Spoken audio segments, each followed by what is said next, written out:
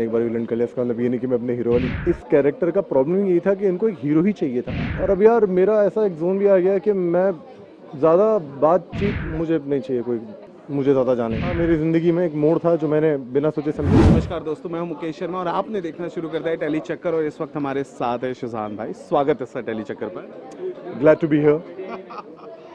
कैसा लग रहा है? मैं कहूं ग्रे रोल प्ले करके। ग्रे है, हम ग्रे बोलना है, ग्रे बोल दो।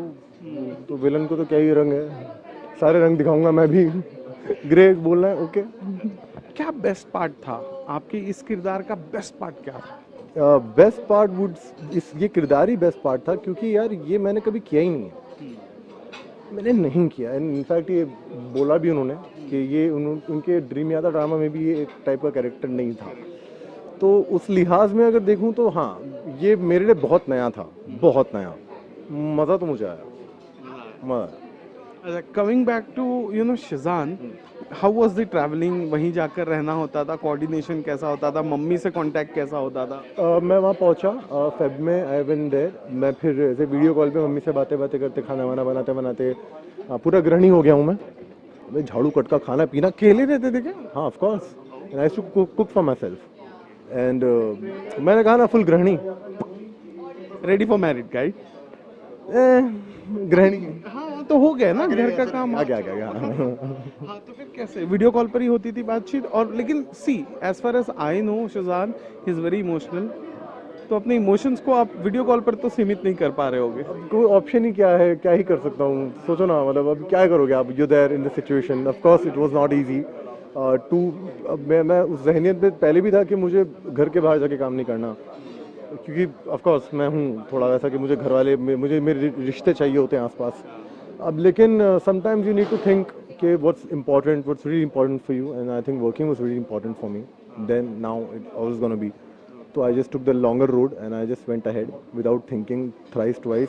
संभाल लेंगे इमोशंस को। What do you enjoyed, playing grey या playing hero? See, I have always played a hero, तो I really enjoy playing a hero. I am not gonna lie. Just because मैंने एक बार विलन कर लिया, इसका मतलब ये नहीं कि मैं अपने हीरो वाली इमेज को छोड़ दूंगा पीछे।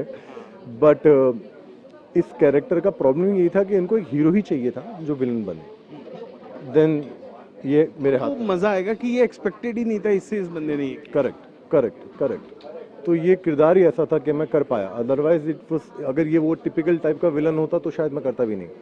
अलग था तो किया। और वहाँ उस वादियों में, वहाँ नेचर के बहुत करीब थे, कहीं दिल की तितलियाँ उड़ने लगी, ऐसा कुछ हुआ?